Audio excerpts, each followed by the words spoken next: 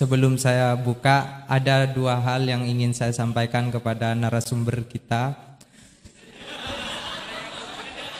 Yang pertama, kami mengucapkan terima kasih atas perkenan hadir untuk yang kedua kalinya. Sebenarnya Ma'had Ali kemarin ada rencana sowan ke dalam Gus Bahak, tetapi karena lockdown akhirnya kami tidak bisa, dan insya Allah kalau sudah keadaan memungkinkan kami akan ke sana biar sah menjadi muridnya. Itu yang pertama. Yang kedua, ini sekedar laporan, bukan untuk minta pujian, bahwa di pertemuan pertama tahun lalu kita dikritik karena ternyata ada murid yang hafal Al-Quran tapi gurunya belum ada, dan itu tidak sah. Alhamdulillah belakangan ini sudah ada 3 guru Ma'had Ali yang hafal Al-Quran, Gus. Ya. Bisa. Yang pertama mohon disiapkan Ustadz Ahmadi Muhammadiyah ya.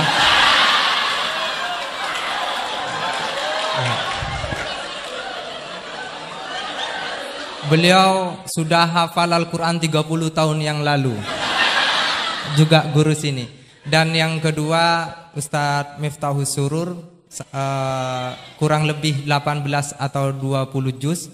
Terus yang ketiga Ustadz Wandi, kurang lebih 15 sampai 17 juz.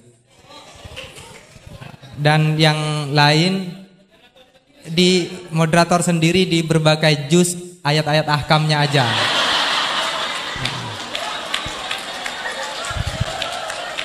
Dan juga sebagai laporan, Ustadz Herudin sebagai sekretaris Ma'had Ali Situbondo sudah membuat ancang-ancang peraturan bahwa musrif atau pembina di Ma'had Ali itu sekurang-kurangnya menghafalkan ayat ahkam berikut beberapa juz yang kelak nanti ditingkatkan menjadi harus 30 juz. Tetapi ada yang kurang baik. Setelah itu aturan itu berlaku untuk yang daftar jadi dosen. Kalau yang sudah jadi dosen bagaimana Ustadz Herudin? Ustadz Herudin mengutip Al-Baqarah tentang ayat riba itu, Gus. Faman ja'ahu mau'idatum mir rabbih fantaha falahu ma salafa. Jadi yang sudah udah itu amruhu ada ilallah. Jadi bersyukurlah saya sudah masuk sebelum ada syarat-syarat itu.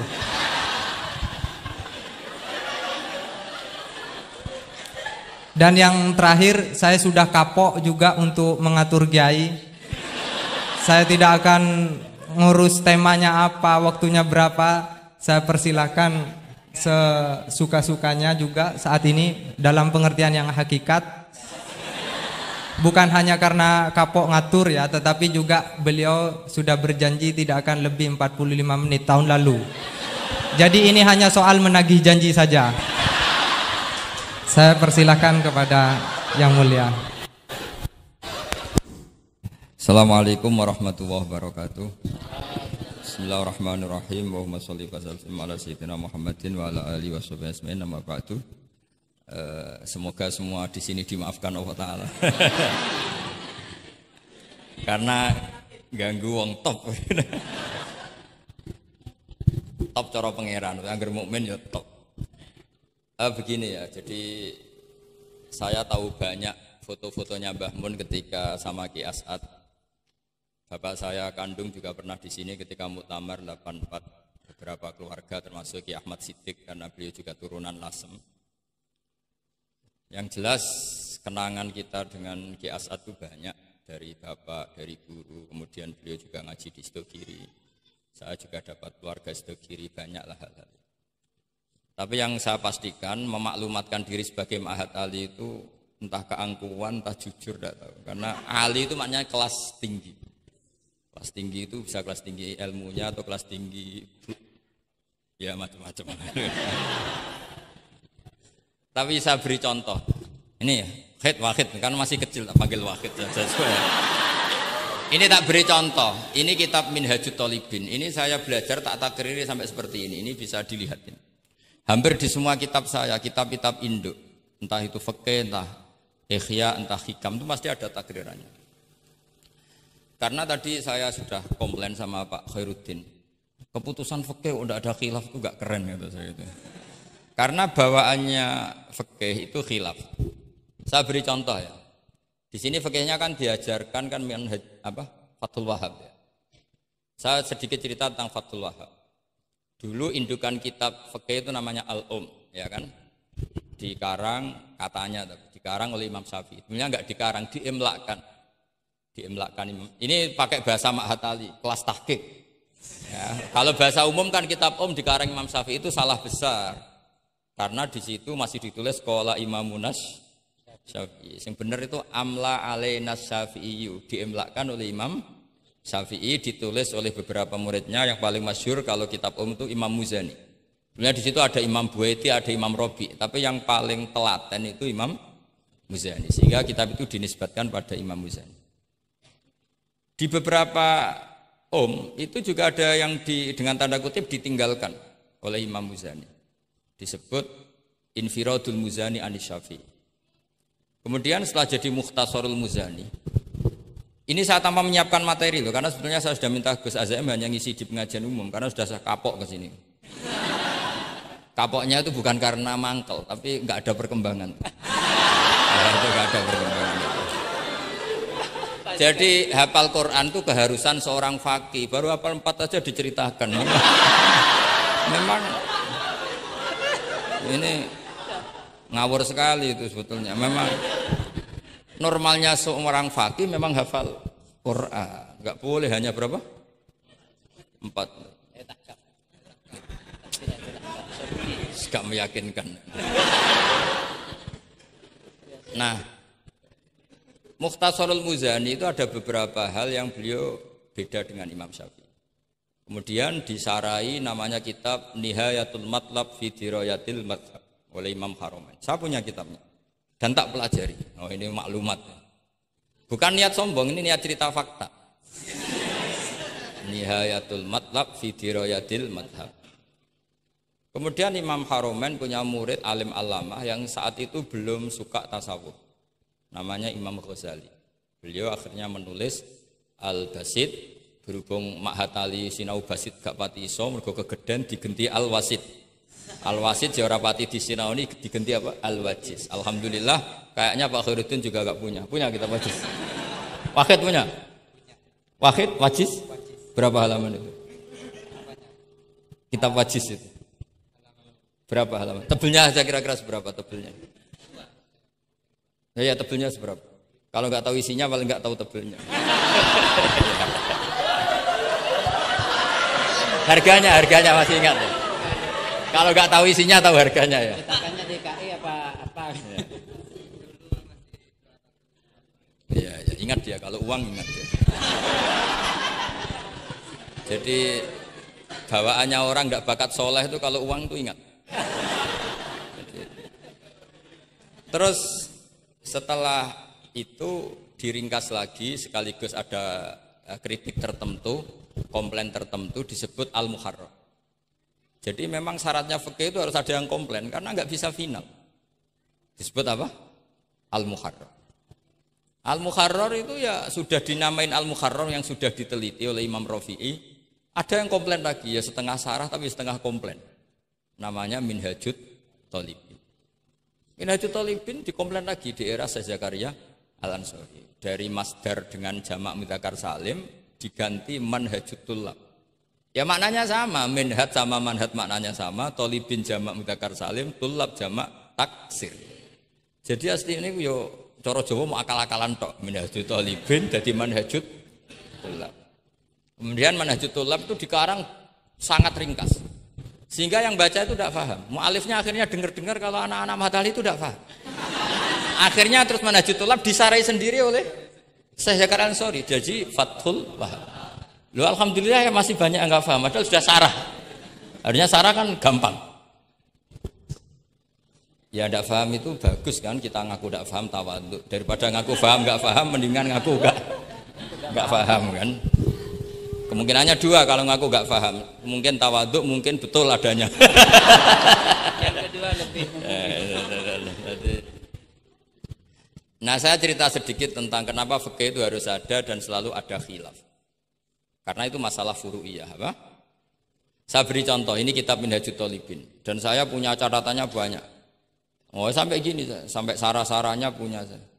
Terus catatannya ya banyak.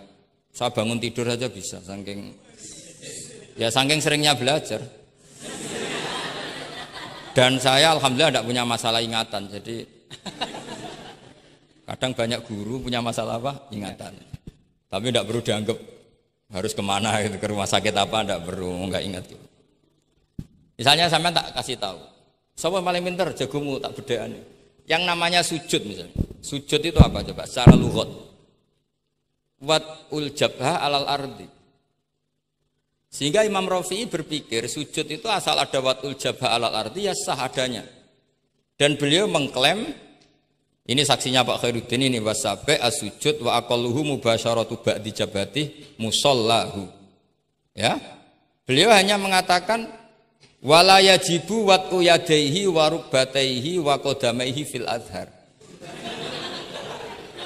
Wala yajibu. Ini kalau enggak percaya, sama baca. Masih tarakum bisa ya? Coba baca. Wala yajibu coba wat'u yadaihi pakai nada Indonesia, jangan nada negara sebelah coba. Wala yajibu wa rukbataihi wa qadamaihi fil azhar. Jadi menurut Imam Rafi'i ketika sujud itu tidak harus wat'ul yad, tidak ada wat'ul rukbah, tidak ada wat'ul. Nah, karena secara lughat yang namanya sujud itu ya seperti itu, wat'ul jabha.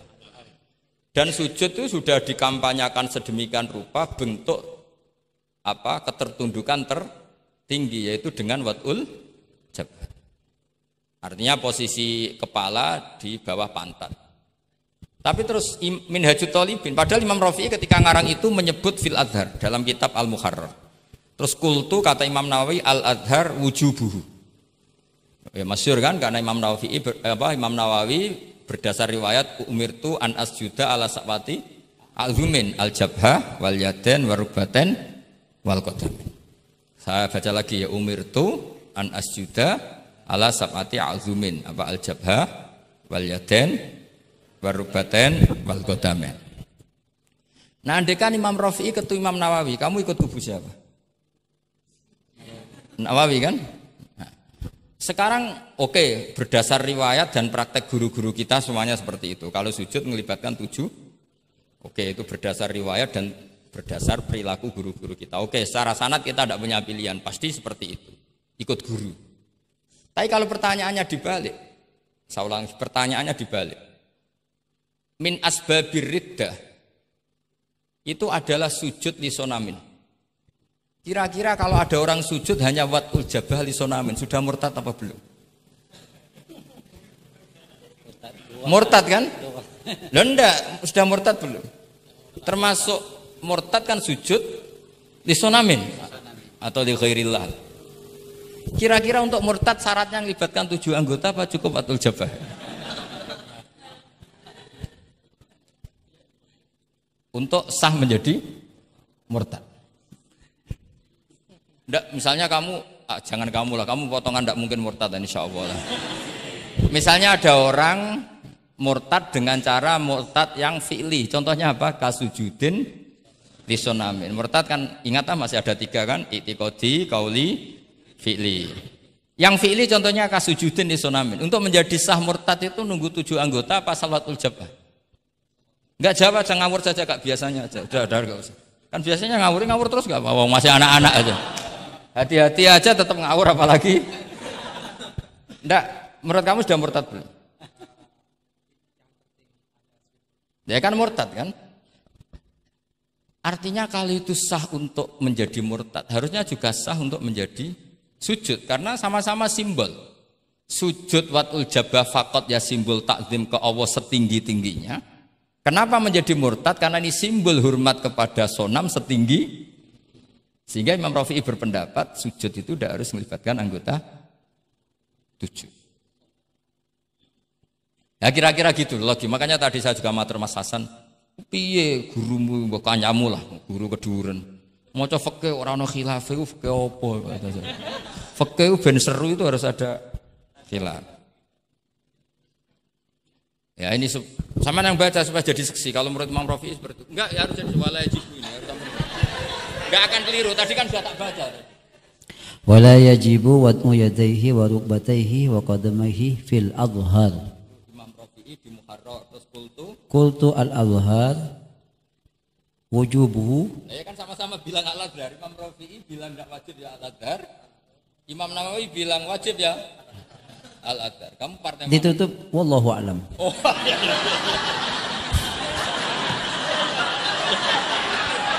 Enggak ada, Gus. Ada walam. Enggak, wallahu a'lam. Aduh, ini enggak ada penggantinya.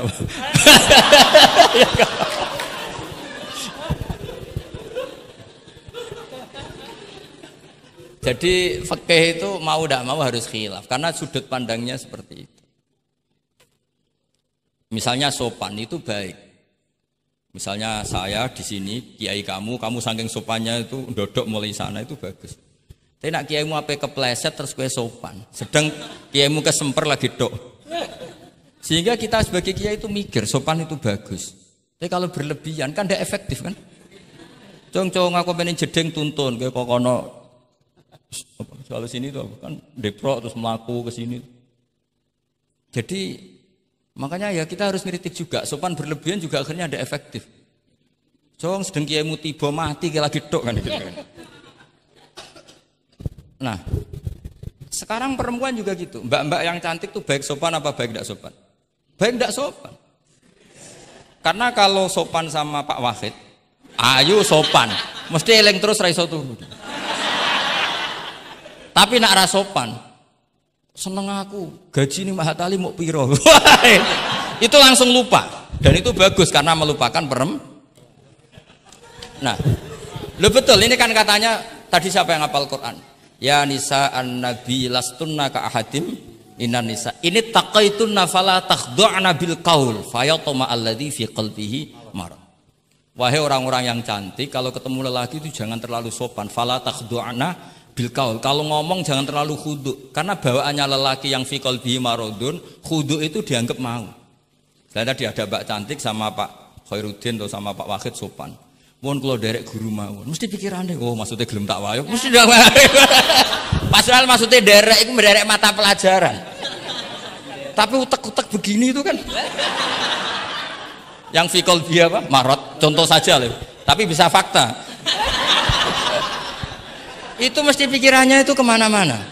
Mohon kalau derek Pak Fakid mawon, ngomong wong ayu, nak sengelak kan rati pikir.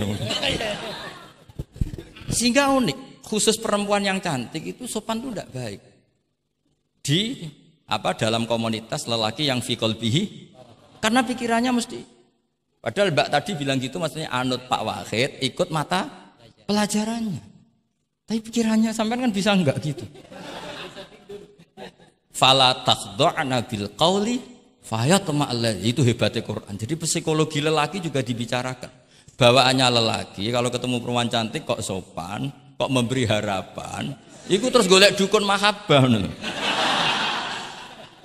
Kayak apa pinternya Quran?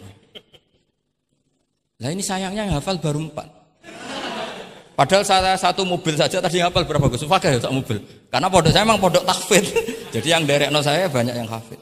Jadi satu kelas kalah dengan satu mobil. Supir saya hafal Quran, penderek saya hafal Quran, yang bawakan tas ya.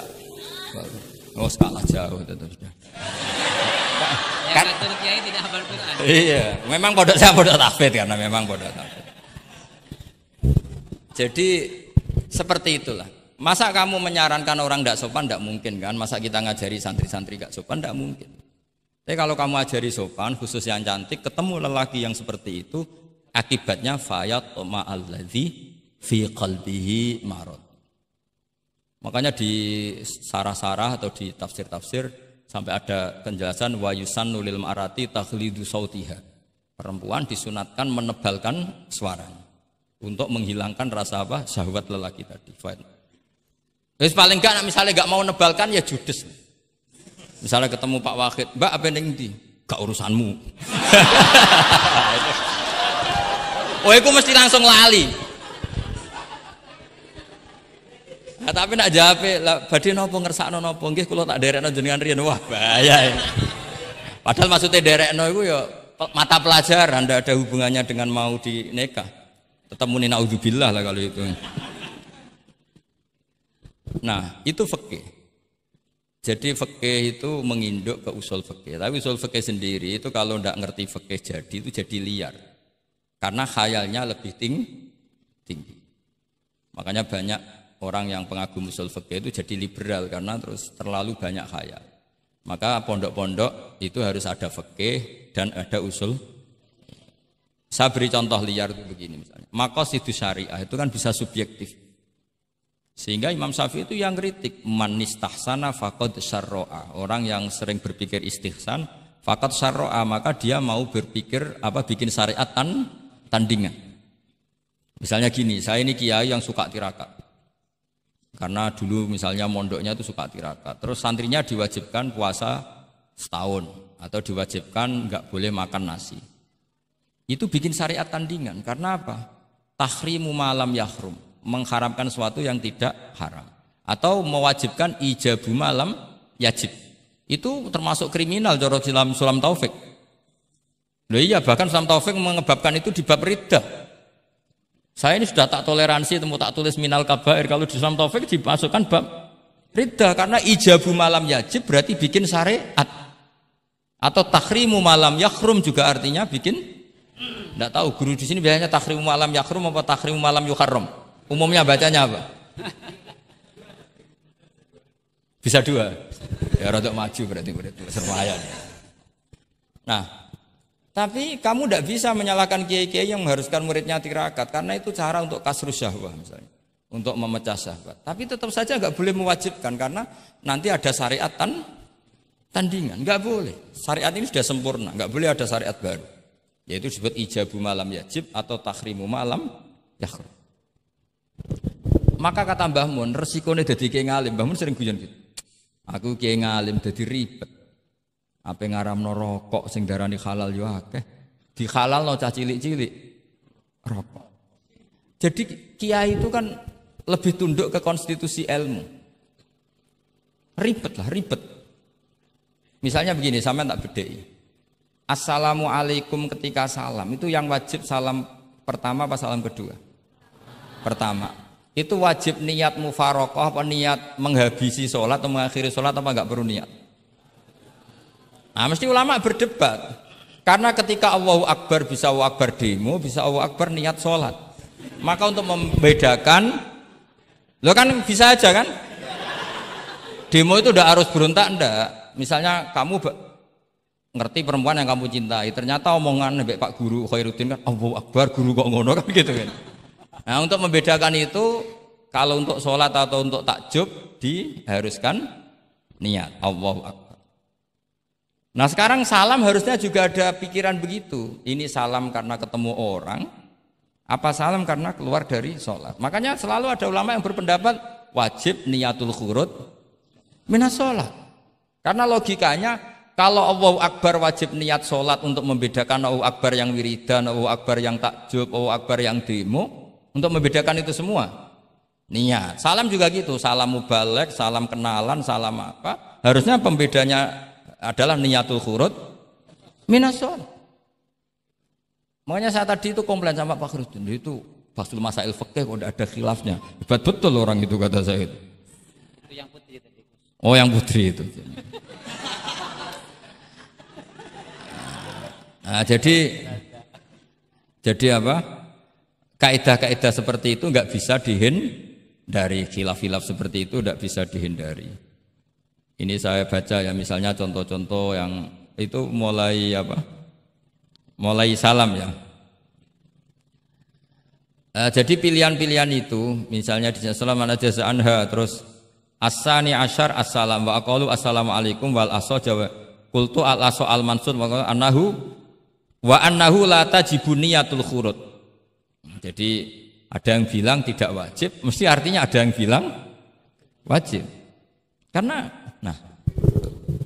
jadi nggak ada pilihan. Setelah ada pembanding itu tidak ada. Sekarang begini lagi. Ini yang ulama kadang-kadang ya nyuwun sewu andekan kita ulama itu kadang ra cocok, tapi cocok ra cocok. Ya harus didengar ini ngaji.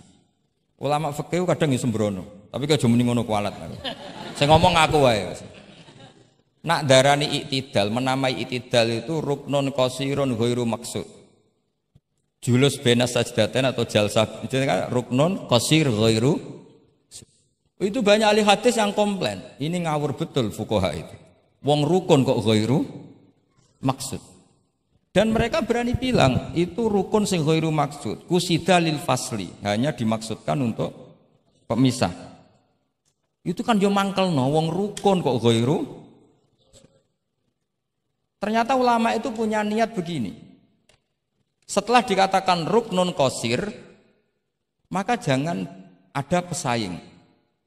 Yaitu ukurannya apa? Julus jalsah benas sajdatain enggak boleh lebih lama ketimbang tasyahud akhir. Tasyahud awal sunat jangan ngaji ora khatam. Tasyahud akhir apa awal? Akhir, berarti sabtu lisan pinter lah pinter. Iktidal juga ruknun qasirun, maka enggak boleh lamanya menandingi qiyam lil Fatihah. Ya, sudah jelas ya. Yang jalsah benas sajdatain enggak boleh menyaingi tasyahud akhir, yang iktidal enggak boleh menyaingi qiyam lil Fatihah. Ternyata ulama itu ya mikir, disaingi ku ya ora enak. Ngene kaya kula saingi Khairuddin ya ora gelem. Ora krana sombong, disaingi itu ndak enak. Kecuali level ya. Kecuali level. Level ya hafal Quran ya 30 juz. Itu Jibril bisa demo ke kamu. Memangnya saya hanya nurunkan ayatul ahkam. Enak saja milik. Memangnya selain ayatul ahkam enggak menarik. Itu kalian semua pasti berhadapan dengan Jibril. Coba Jibril nurunkan semuanya apa hanya ayatul ahkam? Kalau saya ketemu kan aman.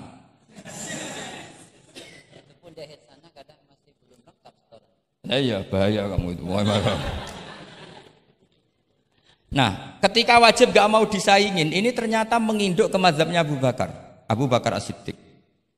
Di antara sifat Allah paling keren itu la syarikalah. Di mana-mana zat yang top itu gak mau saingan, dan itu normal karena memang gak ada yang setara dengan Allah.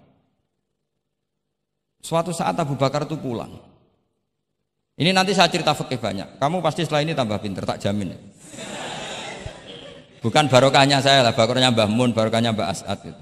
Tapi kena ras sombong yang termasuk barokahku lah gitu. Nak kamu tidak sombong, tapi sombong juga gak apa-apa. Terus biasa salah, orang salah sombong salah liane. Abu Bakar pulang, di situ itu istrinya menyediakan beberapa makanan untuk sahur. Itu marah besar. Apa kamu mau menandingi Ramadan sehingga puasa sunat aja persiapannya seperti ini? Bahkan sebagian riwayat itu beliau memukuli Kidrun, jadi itunya ada yang dirusak lah kira-kira gitu.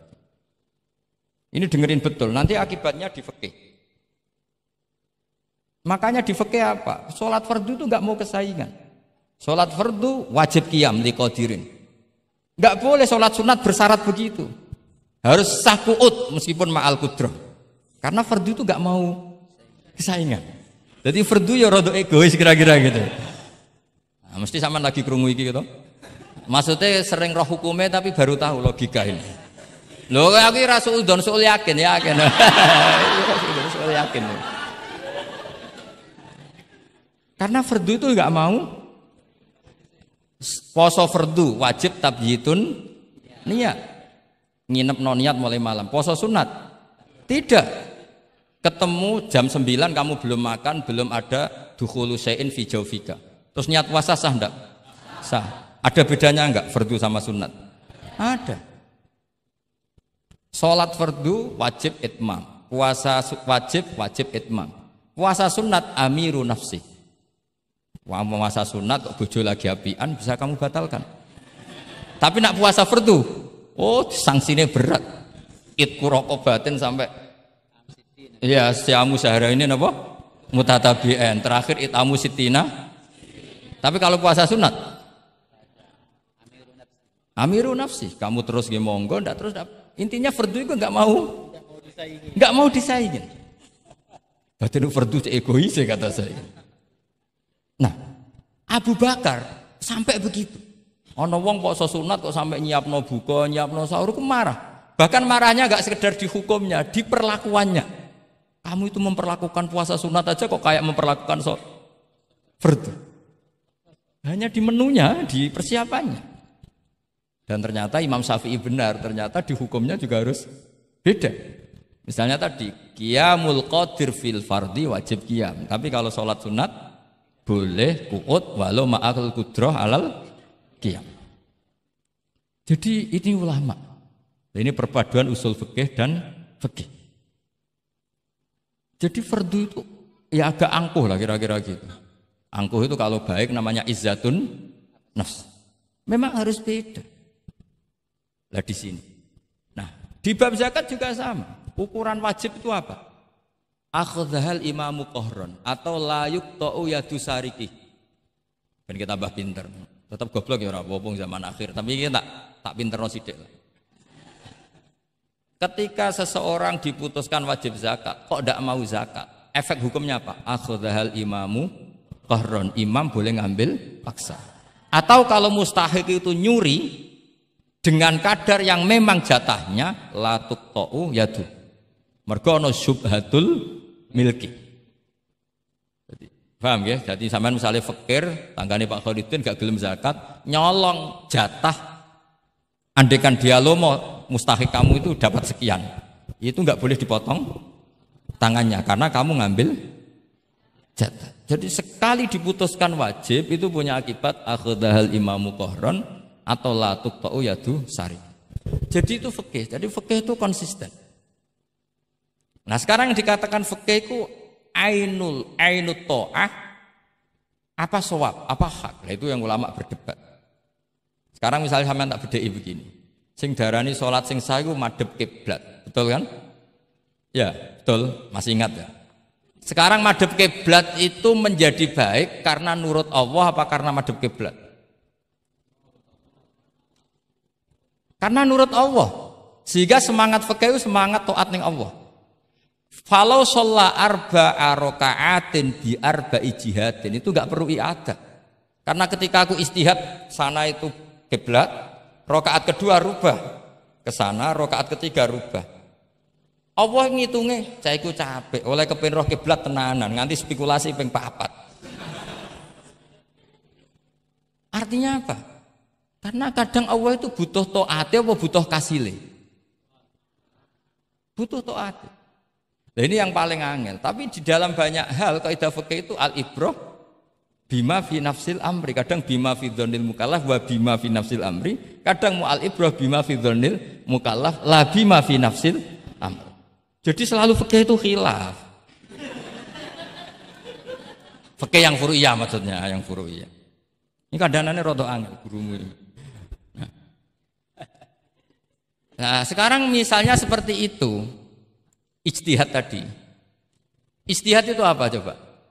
Ya tadi, ketika Anda sholat madhep sana terus taghayyara ijtihaduka dan memutuskan kiblat ke sana, kamu harus nuruti ijtihad kamu apa enggak? Harus nuruti kan? Karena kalau kamu teruskan di rakaat kedua madhep sana berarti kamu ibadah dengan cara yang kamu yakini salah. Maka harus rubah. Karena ada kaidah al-ijtihad la yunqadu ijtihad. Kok ijo? Ya pinter iso terusno. Nah, ternyata itu sudut pandang kalau dengan kaidah itu sehingga lau sholla arba'a raka'atin bi arba'i jihatin sohat sholatu. Tapi kalau dibalik al-ibrah fil ibadah itu bima fi dzannil mukallaf wa bima fi nafsil amr. Nah, kalau andai kan sudut pandangnya pakai kaidah itu berarti kan pasti ada 3 jihad yang salah. Pasti apa mungkin? Pasti. Nah, kenapa di bab al-ijtihad itu ditoleransi? Padahal jelas yang 3 ini tidak fi nafsil amr. Lagi-lagi tidak semua ulama cara pandang sama. Yang satu pakai kaidah ini, yang satu pakai kaidah. Makanya saya sering mencontohkan berkali-kali. Kalau kamu ingin suan saya enggak jadi enggak apa-apa, tetap baik. Karena kemungkinan seneng kiai ya 2. Dulu saya sering bercerita. Ada tabiin tanya sama sahabat, bagaimana wajah Rasulullah SAW. Tabiin ini nangis. Wallahi saya ini saking hormatnya, saking haibahnya Rasulullah, saking hormat saya tidak pernah berani melihat wajah beliau. Saya sowan juga agak berani karena takut ganggu. Jadi cara seneng kiai itu ya kadang ra perlu sowan. Karena bawaannya itu ganggu. Loh misalnya saya ketemu anak istri saya kan asik, terus ketemu Wahid kan ya pusing. Jadi Allahu Akbar. Provokator ini. Jadi justru saking takzimnya Rasulullah, pilihannya itu tidak sowan karena takut ganggu Rasul.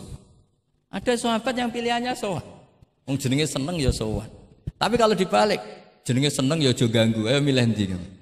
Ini dua mazhab yang sama-sama kuat. Jenenge seneng ya sowan, jenenge seneng ya aja ganggu. Ayo milih mana kamu? Ada dua pendapat. Kenapa Anda begitu yakin dengan satu pendapat? Di Furu'iyah, saya ulang lagi di Furu'iyah. Ya, bukannya maklum nanti itu. Jadi tidak gampang. Sholat pakai pakaian resmi begini itu bagus. Pakai jubah, kamis, atau pakai hem, pakai sarung itu bagus. Tapi andaikan Nabi selalu sholat demikian, itu bahaya. Saya ulang lagi bahaya. Bahaya bagi syariat ini.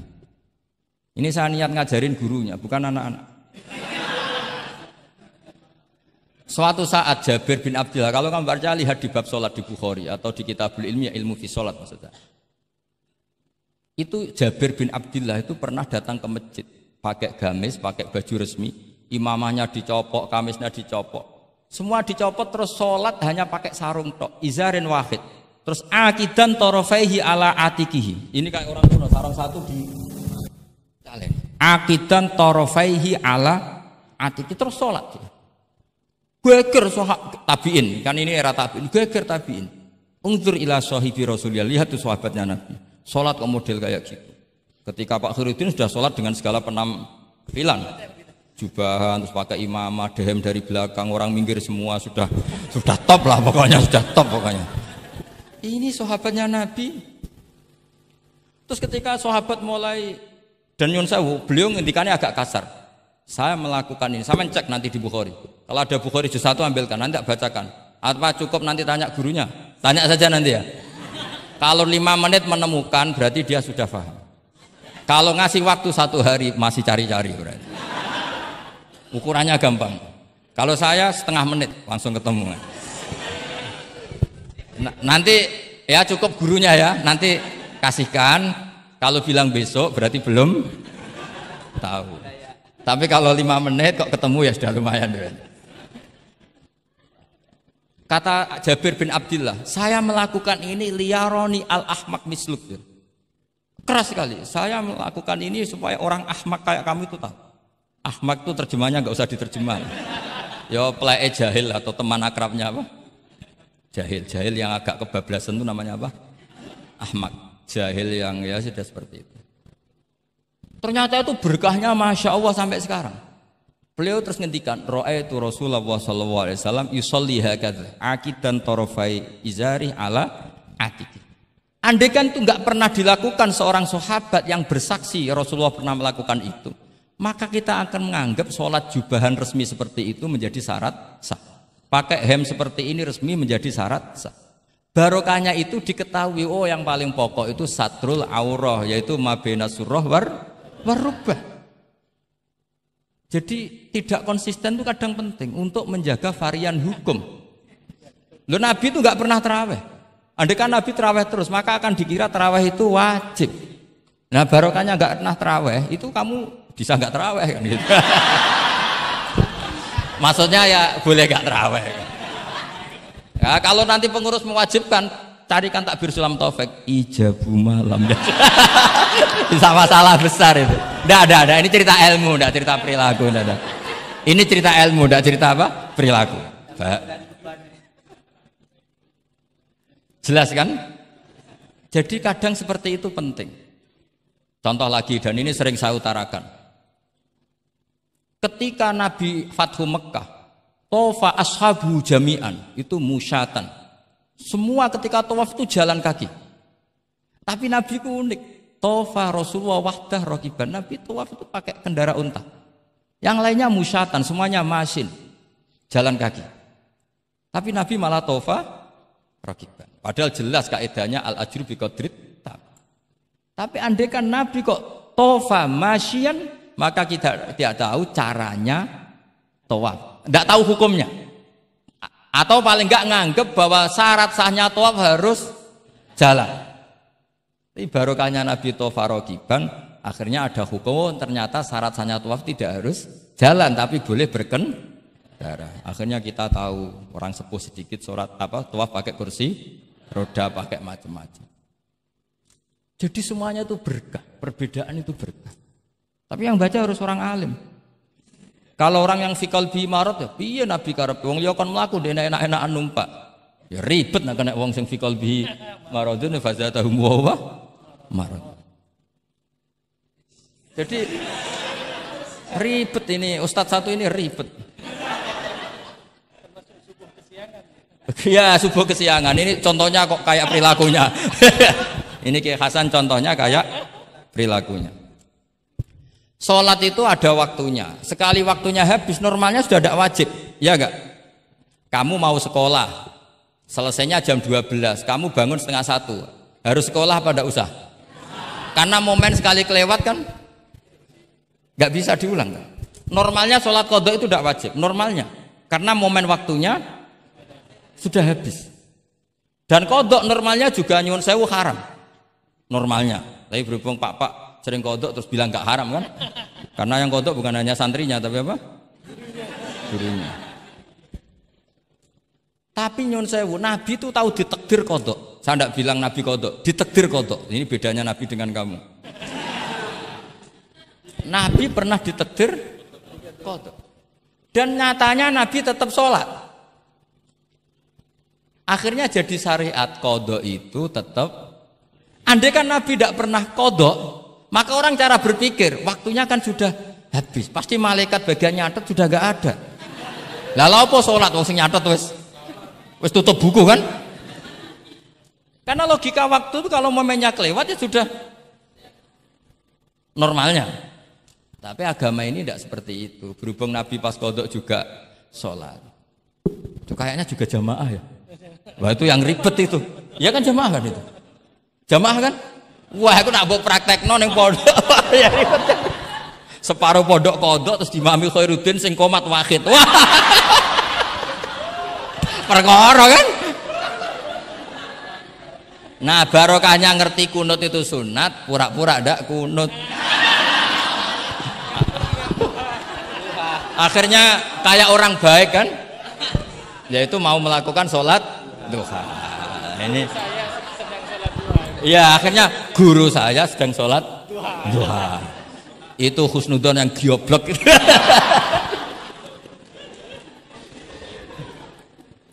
Jadi lah itulah yang jadi analisis usul fikih. Jadi semuanya itu ada analisisnya. Saya ulang lagi, semuanya itu ada. Yang jelas itu di antara pantangan Islam itu ijabu malam yajib dan tahrimu malam yahrum. Karena manis tahsana faqad syarra'a.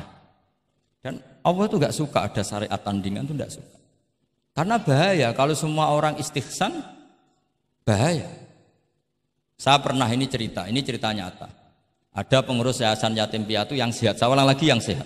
Sehat yayasannya, sehat apa keuangannya, sehat perilakunya. Datang ke saya minta doa, minta nasihat. Normalnya kan saya puji, tapi saya dingin saja. Saya bilang yayasan yatim piatu itu bagus, tapi lebih bagus lagi kalau dibiarkan. Karena anak-anak yatim ini kan milik keluarga. Setelah bapaknya mati, biasanya mbahnya ngerawat, Pak D, Pak Leknya ngerawat. Nah, dengan kamu ambil ke yayasan itu, dia tercerabut dari keluarga.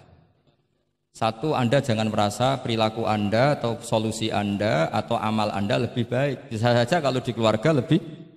Tak beri contoh, anak yatim di kampung saya ini gendut-gendut. Karena dulu Pak D, Pak Leknya, mbahnya tidak pati sayang, barokah yatim sayangnya berlipat.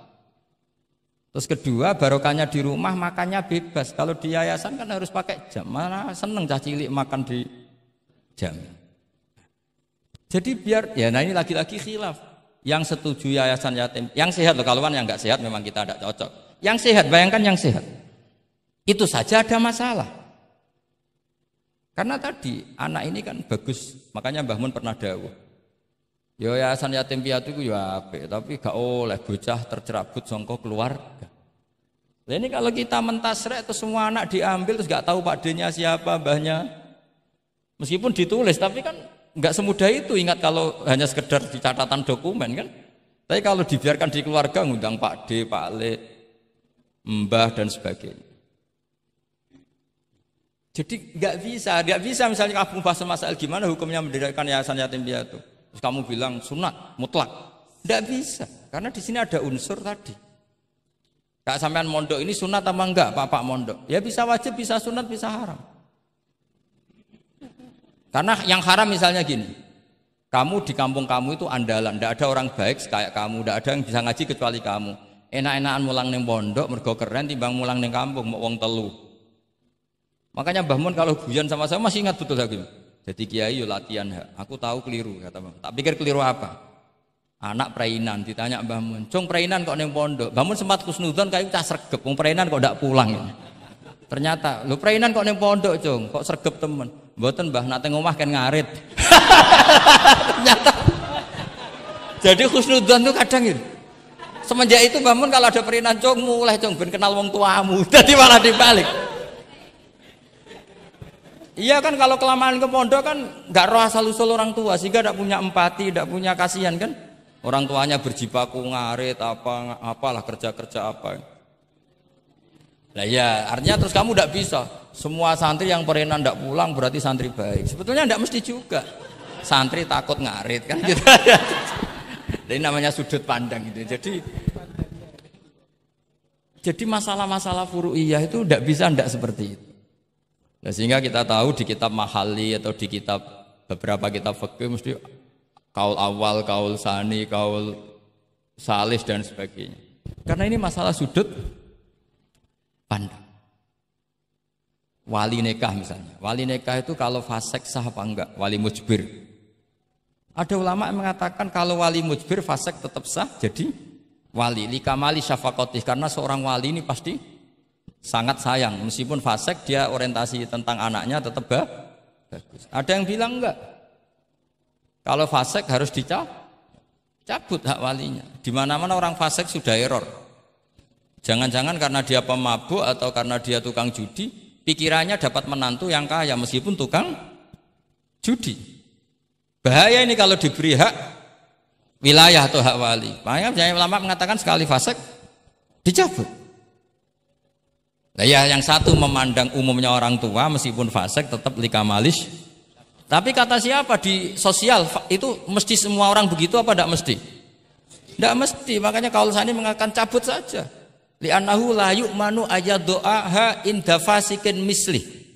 Karena siapa yang bisa menjamin kalau dia tidak mengawinkan putrinya dengan orang fasik yang sejenis? Orang fasik pasti komunitasnya juga fasik, dan dia nganggap orang fasik itu tidak problem, wong dia sendiri fasik. Wes dok untuk iki capek, jebule capek sing tahu ngutangi ning nggon judi. Karena dia punya ukuran apik versinya dia. Lagi-lagi fikih kok mujma' alaih mau piye? Yo. Yang furu'iyah maksud saya, yang furu'iyah. Iki pinter toh cukup ya? Sudah 45 menit. Mohon ngoten mawon. Assalamualaikum warahmatullahi wabarakatuh. Satu mungkin.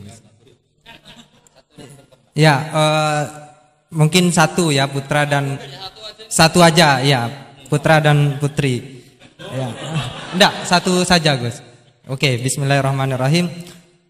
Terima kasih. Mungkin yang tadi perlu saya berikan catatan. Oh ya catatan ya. Saya ingin beri catatan bahwa kita tadi sudah dapat kalau fikih itu karakternya adalah khilaf.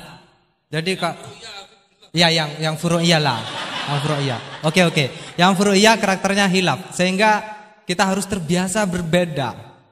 Dan soal tadi kesantunan, kesopanan itu orang ekspresinya berbeda. Kadang kita salah ketika kita mengkritik, kadang ketika kita berbeda pendapat kita lalu dianggap tidak santun. Padahal ulama-ulama kita soal urusan furu'iyah itu hal yang biasa. Termasuk bahkan mungkin yang tadi sering dikali dikutip oleh Gus Baha, manistahsana faqad syarra'a, bahwa itu adalah kecaman dari Imam Syafi'i. Mungkin Gus Baha perlu saya tidak tahu ya, Ini tag ini sudah sampai atau tidak kepada beliau? Ya, saya bacakan tagnya. Saya harus baca. Kalau ingatan tidak sebaik beliau saya. Tapi kalau catatan saya lebih baik mungkin. Fawatihur Rahamut. Qala Syekhul Akbar. Inna maqsudas Syafi'i min qawlihi man istahsana faqad syarra'a hada madhul mustahsin wa arada anna man istahsana faqad sara bimanzilati nabiyyin dzi syari'atin wa atba'u Syafi'i lam yafhamu kalamahu. Saya tidak ingin mengatakan beliau tidak paham, mungkin tag ini enggak sampai. Ala wajhi hada wallahu a'lam. Jadi bahkan yang kita anggap itu sudah sangat pasti Syafi'i sedang mengecam, ternyata ada juga khilaf. Ternyata maksudnya Syafi'i adalah sedang memuji, madhul mustahsin. Faqad sara bimanzilati nabiyyin di syari'atin wa atba'u Syafi'i lam yafhamu dzalika. Walaupun wallahu a'lam. Ya, tapi poin-poin saya adalah akui bahwa ada perbedaan, gitu kan. Oke, silakan saya beri pertanyaan satu saja. Oke, mungkin Ustadz Khairuddin bisa menentukan siapa? Saya Jaya yang menentukan. Oke, Lutfi, mohon maaf bukan soal berkualitas tapi dia lebih dahulu sampai di sini karena dekatnya. Dipersilakan.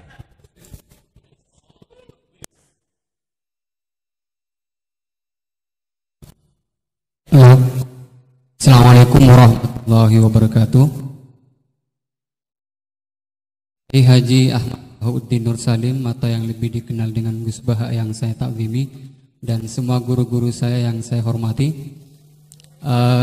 Kita banyak mendengar tadi bahwa di dalam fikih yaitu furu'iyah itu sudah terbiasa terjadi khilaf di antara kalangan ulama.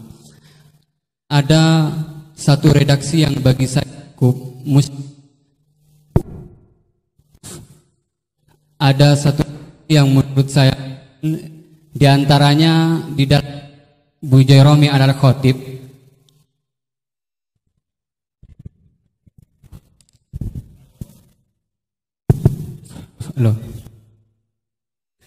Di antaranya redaksi yang terdapat dalam kitab Bujairami al-Khatib dan ini juga dikutip di dalam kitab I'anatul Talibin ketika membahas soal apakah ad-dukhon itu dapat membatalkan puasa atau tidak.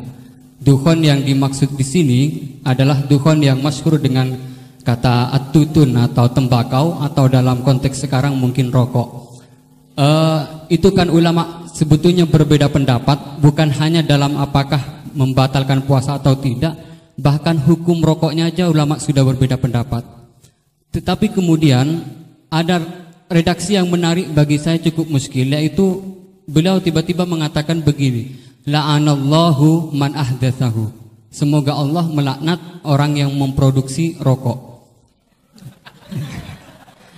Itu penting digarisbawahi.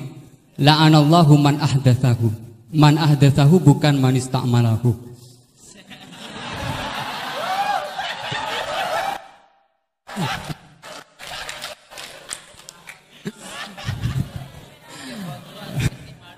Ini cukup kriminal karena ngomongnya di dalam pesantren yang cukup itu menjadi di negara Indonesia.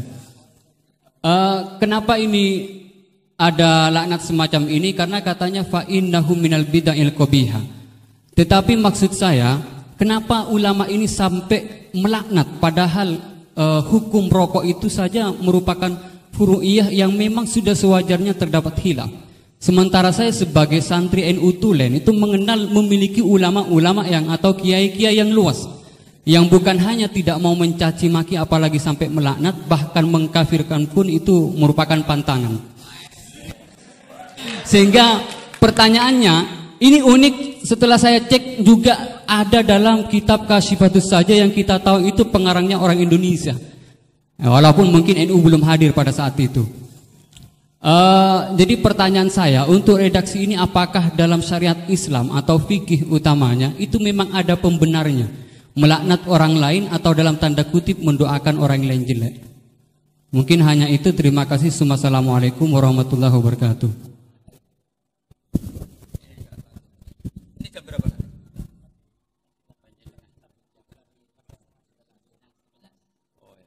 Bismillahirrahmanirrahim. Semoga Allah mengampuni Pak Wahid. Itu takbir itu ngawur sekali. Itu Syekhul Akbar, yang dimaksud di itu Ibnul Arabi. Itu termasuk statement sing mimma yuhaddaru bih. Jadi yuhaddaru anhu. Termasuk fatwa-fatwa yang orang harus menghindari. Apalagi itu justifikasinya wa atba'u Syafi'i la yabamuna. Sampean lihat di semua kitab usul fikih itu masyhur itu ibtalul istihsan. Termasuk di kitab Sayyidina Muhammad Syari'atu wa Al-Khalid. Semua kitab usul fikih Imam Syafi'i menolak istihsan apa menganjurkan? Menolak. Sekarang keyakinan orang banyak Imam Syafi'i menolak, dengan satu orang Imam Syafi'i memuji. Jumhur versus wahid satu orang. Doakan ya semoga Allah memberi tobat. Loh saya tuh tahu betul itu.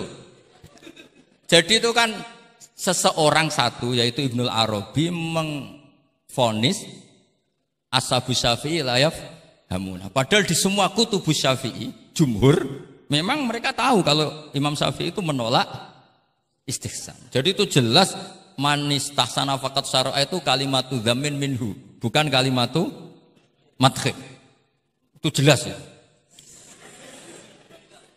Nah yang menyangkut rokok tadi saya kan sudah mengulang. Kalau rokok dengan arti rokok itu kita ngikuti guru-guru kita tidak pernah mengesahkan orang puasa yang rokok. Jadi ini bukan masalah furu'iyah. Karena tetap dianggap ain. Jadi ini saya sendiri secara pribadi dan kalian harus setuju karena anut guru-guru kita tidak akan mengesahkan orang puasa merokok. Karena dukhon itu termasuk ain. Selain itu tidak perilaku guru-guru kita. Nah soal khilaf tentang rokoknya sendiri tidak urusan dengan puasa loh ya, saya ulang, tidak urusan dengan puasa.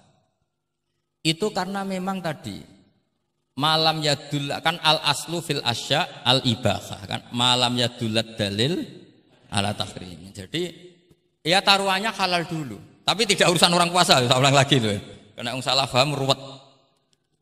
Nah kalau masalah laknat tadi, laknat itu ibaratun anil bukhdi. Jadi tidak, laknat itu tidak harus yang orang itu harus kesampaian lah kira-kira. Jadi kalau sampean tanya hukumnya melaknat orang mukmin gimana? Jelas di Sulam Taufik laknul mukmin itu tidak boleh. Tapi manusia itu tidak cukup punya bahasa untuk mengekspresikan kebencian atau tidak suka. Kadang-kadang spontan terlontar kata apa? La'anahu. Jadi itu hal-hal yang bawaan sabkul lisan. Itu kan sama dengan orang Arab bilang la wawah. Karena nggak bisa dihindari. Makanya di bab tolak, dengerin ya bab apa? Ketika seorang suami marah sama istri terus bilang gini, lasti bizaujati, kamu itu tidak istri saya. Itu tidak dimasukkan sharihut tolak, tapi masih dimasukkan kinayatut tolak. Karena maksudnya lelaki ketika sadar tadi, kamu seperti ini tidak seharusnya. Seakan-akan perilaku kamu tidak perilaku seorang istri. Sehingga itu tidak dimasukkan sharihut tolak, tapi dimasukkan, padahal kalimatnya jelas, kamu tidak istri saya. Tapi itu kan bawaan emosi. Itu kan seperti kiai baru duka, ora santriku nak sing penggaweane kodok. Nah sekali-kali kiai ini takut, terus kalau santri ini tiang lintu, yo ora ngawur ya. Karena ya ora trimo nak santri ini dipek wong liya kan gitu. Pasti juga gak terima kan kalau diakui orang lain. Sama ketika kamu marah sama istri kamu cantik, lasti bizaujati. Terus bojomu takut, berarti aku bojone wong liya. Oh, ojo ngawur. Kan Yeman juga kan? Eman kan? Jadi makanya di semua hukum itu selalu kalau masalah ungkapan kalimat itu kira-kira yang mirip la yu'akhidukum wa billaghwi fi aimanikum, karena bawaan kalimat spontan itu pasti ada. Makanya dulu ada sahabat yang nyuwun sewu Nabi ngendikan papa gitu, terus agak terganggu itu, padahal Nabi ngendikannya ya spontan, tapi tidak sampai laknatullah. Akhirnya Nabi, "Dah kamu tidak usah susah. Fa'ayul muslimina adaituhu aw sababtuhu aw syatamtuhu wa laysa dzalika ahlan wala ahlan lidzalik apa faj'al dzalika kafaratau wa zakatau wa ajra." Jadi apa ya, bawaan spontan itu pasti ada. Ya saya ulang lagi ya, ini yang kembali ke takbir tadi. Itu bahaya betul tuh. Jadi Ibnul Arabi itu termasuk tulisan-tulisannya mimma yuhadzaru anhu. Ya pernah dengar toh? Lah yang dimaksud Syekhul Akbar itu kan Ibnul Arabi kan? Saya sangat tahu. Jadi ukurannya itu jumhur. Semua ulama Syafi'iyah, semua al-usuliyun itu mesti menceritakan apa? Imam Syafi'i tidak percaya atau tidak setuju ada istighsa. Masa orang banyak ini kamu salahkan demi statement orang satu. Idza ikhtalafal jumhur wal fardu quddima jauh. Ya semoga ini tobat, enggak ya enggak apa-apa. Tapi memang bagus lah. Artinya dia mengungkapkan takbir sudah bagus, lumayan lah, cara ukuran itu. Tapi ya musuhnya jangan saya tetap.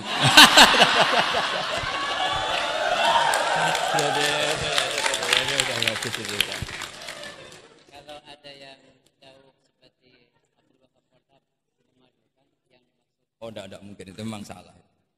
Jadi cari saja di ya Ibtalul Istihsan. Ya pokoknya walhasil ashabu Syafi'i semuanya menolak istihsan. Wong Imam Syafi'i butuh gini. Kalau nanti ada istihsan yang baik, mintanya Imam Syafi'i jangan katakan istihsan, itu masuknya kias. Karena kalau kias kan ada makis, nginduk ke makis aleh. Lah makis aleh ini ada nasnya. Pokoknya butuh Imam Syafi'i itu jangan sampai orang tercerabut dari akar Quran dan hadis kemudian istihsan dengan subjektivitasnya sendiri, dan itu kalau pakai subjektivitasnya sendiri namanya fakot syarro dong ya ini. Oh, alhamdulillah. Tapi ini sudah pinter loh ya, jangan terus. Ya, jadi ini menghormati Jumatan yang jelas. Ini sudah 2 kali sudah cukup tuh, sudah pinter. Iya sudah. Loh provokator. Nggih wonten ditutup Al-Fatihah.